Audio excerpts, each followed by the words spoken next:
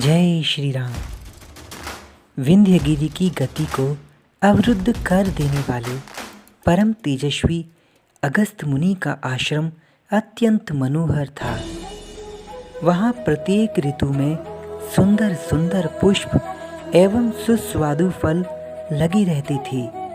मृग आदि पशु वहाँ शांति एवं सुखपूर्वक विचरण करते थे एवं नाना प्रकार के पक्षी मधुर स्वर में गान करते रहते थे। राक्षस तो उस आश्रम के पास भी नहीं आते थे। वे भयाक्रांत होकर दूर चले गए थे। आश्रम प्रत्येक दृष्टि से सुखद एवं निरापद था। इसी कारण तपश्चर्या के लिए वहाँ ऋषि मुनि ही नहीं बल्कि देवी देवता, यक्ष, नाग और पक्षी भी अत्यंत संयमित होकर जीवन व्यतीत करते हुए निवास करते थे। तपस्वी अगस्त्य जी की प्रशंसा करते हुए स्वयं कमल लोचन श्री राम ने अपने छोटे भाई श्री लक्ष्मण से कहा था, नात्र जीवेन मृषावादी क्रूरो वा यदि वा शठ नृशंसः पापवृत्तो वा मुनिरेष तथा विदः। ये मुनि ऐसे प्रभावशाली हैं कि इनके आश्रम में कोई झूठ बोलने वाला, क्रूर, शठ, नृशंस अथवा पापाचारी मनुष्य जीवित नहीं रह सकता। जिस समय क्षीर सागर में ब्रह्मा जी ने भगवान श्री विष्णु से धरती पर रावण को मारने की प्रार्थना की थी, तब से ही अगस्त्य ऋषि भगवान श्री राम के पृथ्वी पर मिलने की प्रतीक्षा कर रहे हैं। अपने शिष्य सुतीक्ष्ण जी के विशेष आग्रह से गुरु दक्षिणा में उन्होंने कहा, मुझे यहाँ भगवान श्री राम के दर्शन कराओ। सुतीक्ष्ण जी ने अगस्त्य जी के चरणों में प्रणाम किया और भगवान श्री राम की प्राप्ति के लिए वहाँ से चल दिए। वे निरंतर साधन भजन में लगे रहते थे।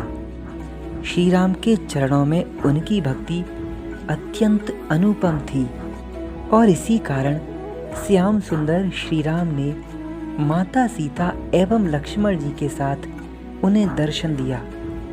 उनकी लालसा पूरी हुई। वे प्रभु के साथ अपने गुरु श्री अगस्त्य जी के आश्रम की ओर चले। आश्रम के पास पहुंचकर सुतीक्ष्ण जी तुरंत अपने गुरु के पास चले गए। उस समय श्री अगस्त्य जी राम भक्तों के साथ प्रभु का गुणगान कर रहे थे। वहां पहुंचकर उन्हें विनय पूर्वक दंडवत प्रणाम कर सुबुद्धि सुतीक्ष्ण जी ने कहा, ब्राह्मण दशरथ कुमार श्री राम, माता सीता और लक्ष्मण जी तीनों आपके दर्शन के लिए आए हैं और अंजलि बांधे आश्रम के बाहर खड़े हैं।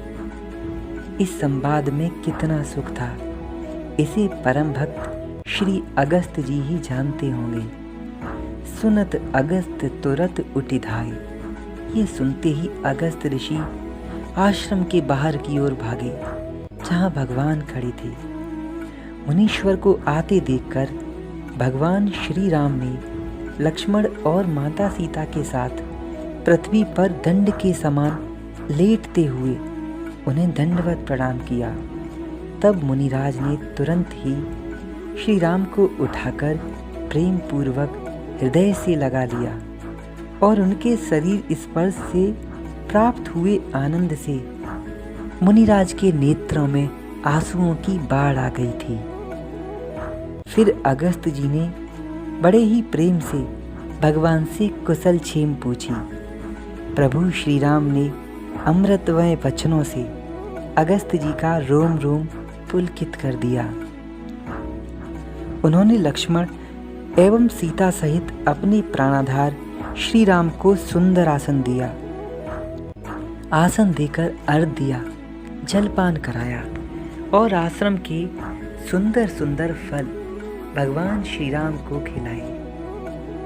प्रसाद पा लेने के बाद अगस्त्य ऋषि ने भगवान श्री राम को एक बहुत सुंदर धनुष भेंट किया।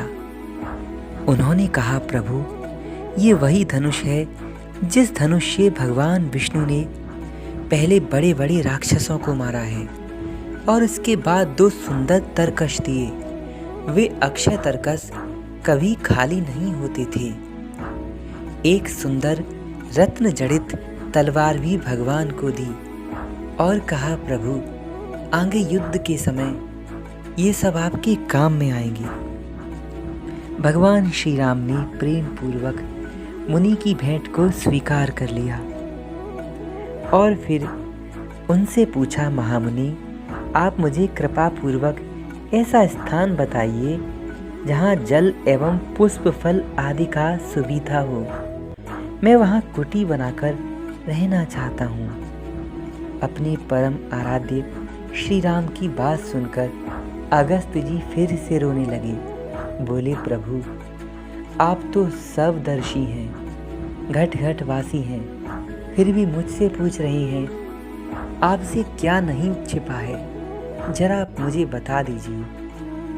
फिर भी अपनी बुद्धि के अनुसार मैं कहता हूँ, हे कमल नयन श्री राम, आप यहाँ से दूर दंडकारण्य वन में पंचवटी चले जाइए। वो स्थान सब प्रकार से रमणीक है और आपके रहने के योग्य है। इस प्रकार कह करके अगस्त ऋषि ने भगवान को प्रणाम किया और भगवान ने उन्हें प्रणाम किया। भगवान जी उनसे भेंट के बाद आगे दंडकारण्य की ओर चल दिए। चले राम मुनि आय शुपाई, धन्य थे महाभाग्य अगस्त जी और धन्य थी उनकी श्री राम जी के चरणों में प्रीति। मित्रों, अगस्त ऋषि श्रेष्ठ मुनि थे। अगस्त ऋषि का जन्म घड़े से हुआ था और इसीलिए अगस्त ऋषि एक बार समुद्र को भी पी गए थे, इतना प्रभाव था उनका। मित्रों, अगस्त ऋषि पुलस्त ऋषि के भाई थे जो रावण के पिता थे, यानी रावण के चाचा जी थे अगस्त ऋषि। फिर भी अगस्त मुनि ने धर्म का ही साथ दिया। इससे ये शिक्षा मिलती है कि आप तपस्या साधना करते रहिए, एक न एक दिन भगवान प्रसन्न होंगे और दर्शन भी देंगे। इसके बहुत प्रमाण हैं। और मित्रों, एक शिक्षा और है कि आपके सगे संबंधी कितने भी प्रिय क्यों ना हो, अगर वे अधर्म के मार्ग पर चलें तो उनका प्रतिकार अवश्य करें, उनका साथ न दें, नहीं तो आपको भी दोष लगेगा। चैनल को सब्सक्राइब कर लेना ऐसी सुंदर वीडियोस को आगे देखने के लिए, और वीडियो को लाइक और शेयर ज़रूर कर देना। क्या पता किसी भक्त को इसका इंतज़ार हो और ये उसके काम आ जाए। जय श्री राम।